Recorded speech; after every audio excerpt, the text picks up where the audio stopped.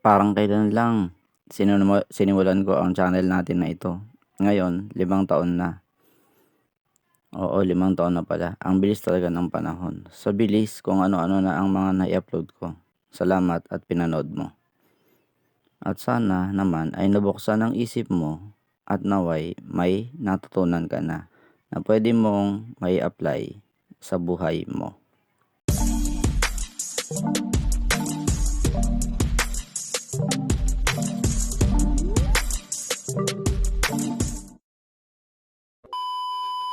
Gaya ng palaging tanong ng karamihan kung kumikita na daw ba ako, na lagi kong sagot ay hindi pa. Dahil yun naman talaga ang totoo. Alam nyo po, kung papasukin nyo ang mundo ng vlogging dito sa YouTube, ito po ay isang marathon, hindi sprint. Pangmatagalan po ito ang gawain, hindi pangmadalian. Wag nyo po itong papasukin kung isipan nyo po ay ang kumita kaagad. Sa ngayon po ay meron na tayong 1,344 subscribers. 2,085 na watch hours po. Pasok na po tayo sa subscribers, ngunit sa watch hours po tayo nahirapan. Pero hanggang sa ngayon, ito ay nilalaban ko pa rin. May mga kanya-kanya tayong laban sa buhay na kailangang ilaban natin. Ang tanong, yung sayo, inilalaban mo pa rin ba o sinukuan mo na? Ayon nga sa mga Hapones, 7 times down, 8 times up. Bangon ka lang katods, bangon lang ng bangon. Si Jesscab Channel ay nasa neutral na kaisipan. Sabihin na nating nasa gitnang uri, hindi bobo, hindi rin matalino, hindi masama, hindi rin mabait.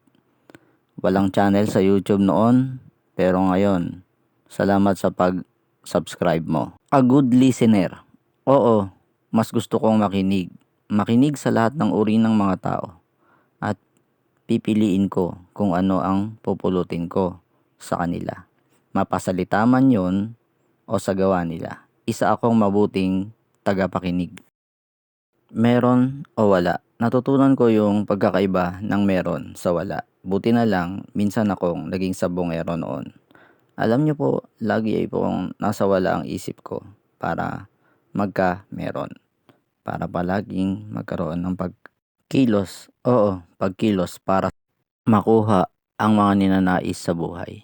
Pilot kong inailalagay ang aking sarili sa masipag mode. Naalala ko tuloy noong isang araw sa aming pilahan. May dumating na pasahero. Ang sabi ng pasahero, "Ma, ina ng buhay, pakibilis lang po." At sumagot ang driver, "Okay po, sakay na po." Isiset ko na po sa ambulansya mode. Minsan kailangan nating iset ang ating isipan sa kung ano ang nais nating mangyari sa ating buhay. Sa 5 taon kong pag-vlog, ang dami kong natutunan at nag-e-enjoy ako sa mga natututunan ko sa mundo na ginagalawan ko ngayon. May iba pa palang mundo. Sa madaling salita, meron. Oo, meron. Huwag maghanap ng wala. 10 mga daliri. Ano ang pipiliin mo? Mga katods, huwag maghanap ng wala dahil alam ko, kompleto din mga daliri mo. Kaya nasa meron ka. Huwag papatalo sa mga may kulang. Lagi po tayong lumipat sa meron.